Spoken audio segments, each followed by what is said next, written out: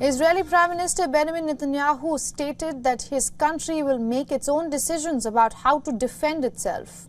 Western countries are urging for restraint in responding to a volley of attacks from Iran.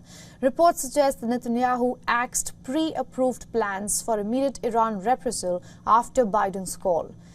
The Khan public broadcaster stated the Israeli leadership had approved a series of possible responses depending on the scope of the Iranian strikes. The responses were slated to be carried out immediately following the direct attack by Tehran. However, Netanyahu shelved the plans after speaking with US President Joe Biden shortly after the Iranian salvo. President Raisi has warned that the tiniest invasion by Israel would bring a massive and harsh response.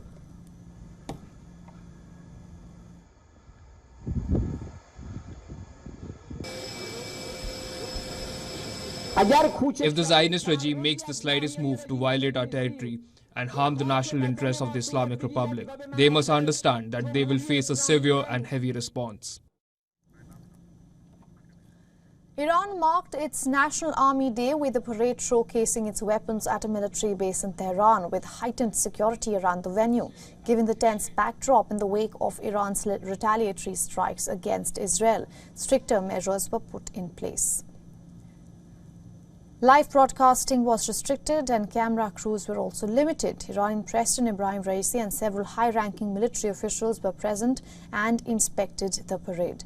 The Israeli Prime Minister thanked the visiting foreign ministers of Germany and Britain for their country's support on Wednesday. He said Israel would reach its own decisions on its security. Israel's air and ground offensive in Gaza has killed almost 34,000 Palestinians.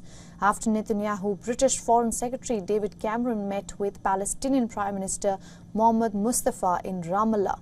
They discussed the importance of the humanitarian relief efforts in Gaza and the need to stop the violence by settlers in West Bank. Jordan's foreign minister has said an Israeli retaliation against Iranian strikes could bring a real risk of dragging the whole region into a devastating war. In an interview released by state media, he said that Jordan was lobbying major powers against an escalation that would have far-reaching consequences. Now, Qatari Prime Minister and Foreign Minister Sheikh Mohammed bin Abdul Rahman Al Thani talked on a Gaza ceasefire and release of hostages. They're calling it a delicate phase. Qatar's premier condemned what he described as the policy of collective punishment is still followed by Israel. We have seen that there has been an abuse of this mediation and an abuse of this mediation in favor of narrow political interests. This means that the state of Qatar has called for a comprehensive evaluation of this role. We are now at this stage to evaluate mediation and also evaluate how the parties engage in this mediation. European Union leaders decided to step up sanctions against Iran after Tehran's missile and drone attack on Israel. German Chancellor Olaf Scholz said that it was important that Israel does not respond with a massive attack of its own. We condemn this attack launched by Iran against Israel. We have decided to put in place sanctions against Iran. This is a clear signal that we want to send. And we also want to do everything to protect the civilians. Each civilian life matters. We call on the release without any conditions of all hostages. We call on a ceasefire, an immediate ceasefire. Now, to take this further, we are being joined by Professor David Dunn from Birmingham. He is a professor of international politics. Welcome to the broadcast, Professor. It's good to see you. I want to ask you, it seems like Israel is very determined to launch an attack against Iran, but there are also calls for not escalating the crisis. How does that happen that one attacks yet does not escalate the situation? Well, this is the big question of the day in terms of the way in which those attacks are calibrated. For example, there are suggestions that the Iranian attack was calculated and calibrated so that it wasn't seen as a major escalation.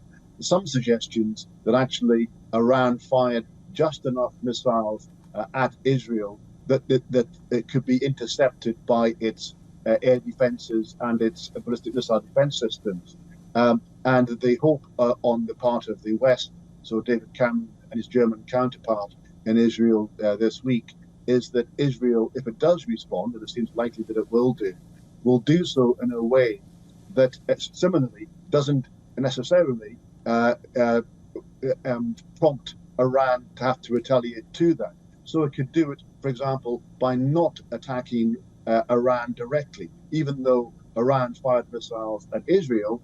The suggestion is that Israel will retaliate by attacking Iranian proxies in either Lebanon, Hezbollah, or in Yemen, the Houthis. So in that way, that will be seen as an escalation that wouldn't necessarily invite retaliation by Iran. But it's a complicated business. Absolutely, Professor. Now, Israel has been accused of the attack on Iran's consulate in Syria. It seemed like the West was not kept in the loop until the last minute. I want to ask you, do you think it will be a big mistake if Israel keeps the West out of the loop even this time? Well, again, the reports are, you're right, is that the Americans had 5 minutes notice that the Israelis were going to attack the Iranian consulate building in Damascus, and apparently the Americans were furious. And in fact, the Americans went ahead and said immediately the Israelis acted without our consent, without informing us in doing so, as a way of distancing themselves from this actions. So the Americans are trying to actually signal to all parties that actually they're not the hidden hand behind Israeli action, trying to separate Israel from them. And that's a way of putting pressure on Israel not to do this again, more or less saying, if you do this again, you're on your own. So the Americans, in a variety of ways, and the other allies, are trying to pressure Israel not to respond in a way in which we would reflexively, ordinarily do so, in a way to try and curb Israeli action and therefore limit the prospects of escalation. But the ability of the Americans to do this, as you can see by that example, is limited. The Israelis are their own actor. And while they may take some heed of what the Americans and others say, they are capable and indeed demonstrate that they are willing to act on their own initiative without taking necessarily the advice of others. Right. Professor Dunn, before I let you go, there is a reason that Iran and Israel's decades-old shadow war has come out in the open in this moment. I want to ask you, do you think that this could have a bearing on what's happening in Gaza?